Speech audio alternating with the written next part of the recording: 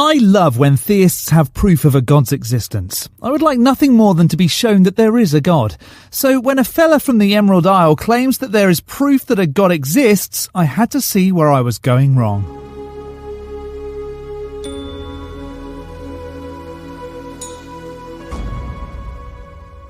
Hello, I'm the Skeptic. I watch videos on YouTube that make extraordinary claims, whether that's flat earth or strange conspiracies, but mostly the claim that a god is real, and then explain why I can't accept their position. Before we get into today's video, please do subscribe, hit that bell notification to be alerted for my next video, and drop a like. That would be awesome. Now, I'm British, and for the last 38 years, I'd been living in the UK, but 3 weeks ago, I moved to the United States, specifically Kentucky. It's certainly going to be interesting living in Bible Belt America as a non-believer, but that explains my absence for the last 2 weeks. But now I'm back and ready to be shown that there is a God, with this proof that Seamus from Antobar Newer, which I think translates to New Well, has to offer. As a similar-sized channel to this one, Seamus's video jumped out at me. Hello, welcome back to the channel. It's me, Seamus, here with you again with another video. Today is a big one, however, because today we're going to be looking and seeing if there's actually any proof for the existence of God. Now, when I visit schools, I ask people a lot if they believe in God or if they don't.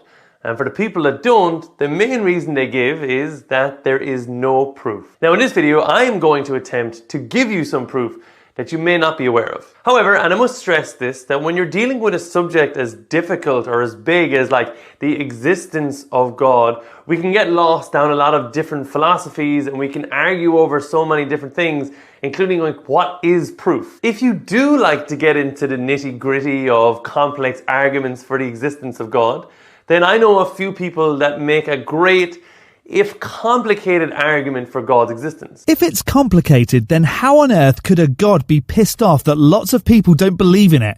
I think many folks would accept a simple proof that is easily observed. You're hardly going to believe that there's a monster under my bed if the proof of it is really complicated. And I'll give you a list of those people in the description below. However, in this video, myself and yourself, we're going to look at something called the cosmological argument. Oh, good. One of the oldest arguments that says because things exist, there's a god.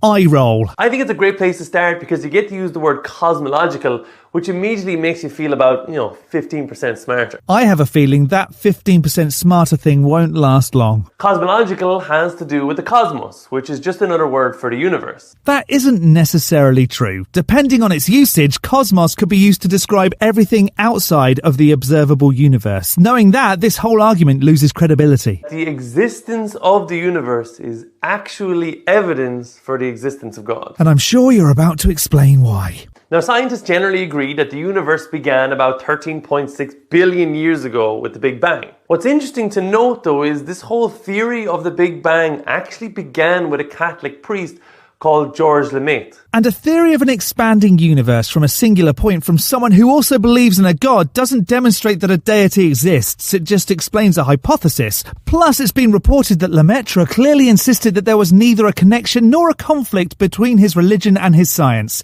Therefore, the fact that Lemaitre also believed in a god is irrelevant to the proposition that the universe is expanding. The reason I think that's important to know is that a lot of people think that the Big Bang is like evidence against God, whereas it was first theorized by a priest who firmly believed in the existence of God. And a lot of other scientific discoveries about our universe were made by priests and other clergymen. And? So how can the universe be evidence for God? Well, the fact that it has a beginning, for one. Saying the word beginning can sometimes come with baggage. I prefer the words start point, as that doesn't rely on any other factors. It's just when what we know as the universe today started its rapid expansion. So if everything we know, everything that was and everything that will be had an origin in the Big Bang, that begs the question, what started the Big Bang? Yes, what started the Big Bang? A great question. And it's also okay to say, I don't know. Not, I can't explain it, therefore a god.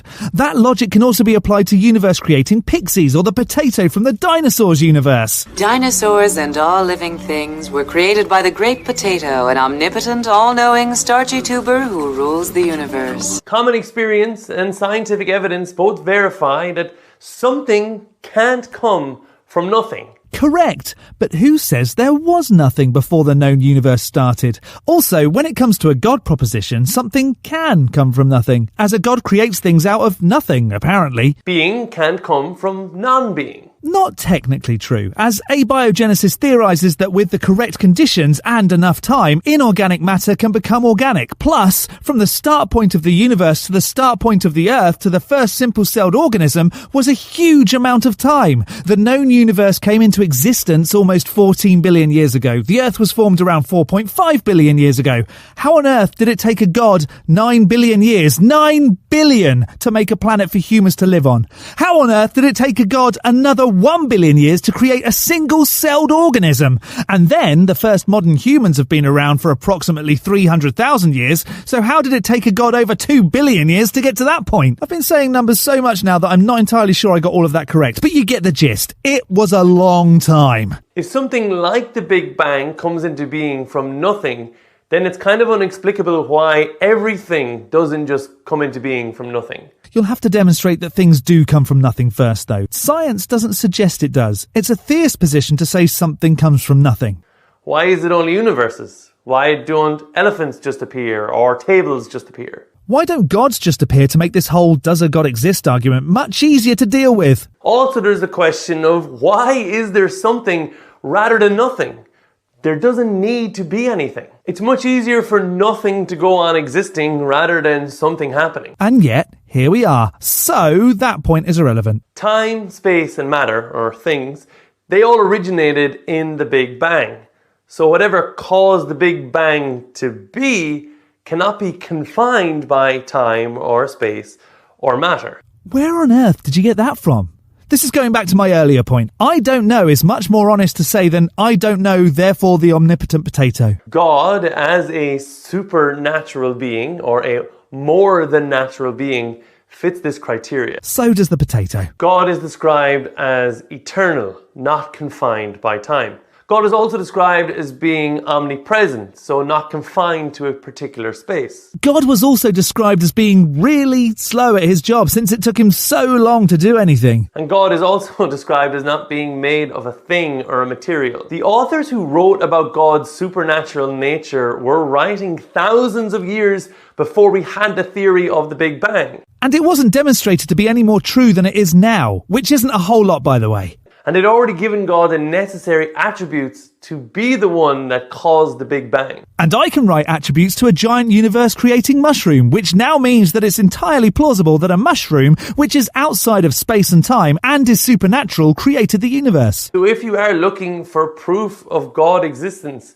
the very fact that we exist may just be that. Or not, whatever. We don't have to be here, and yet here we are. And asking questions like this led a lot of great minds to accept the existence of God. I would question how great those minds are if they're accepting things because they have no better explanation, or at least an explanation they choose not to understand or accept. Thanks so much for watching this video. I really hope that you enjoyed it and maybe you learned something new. Yeah, I learned that there are a lot more people who fill in gaps with a god rather than with an omnipotent potato. Potatoism.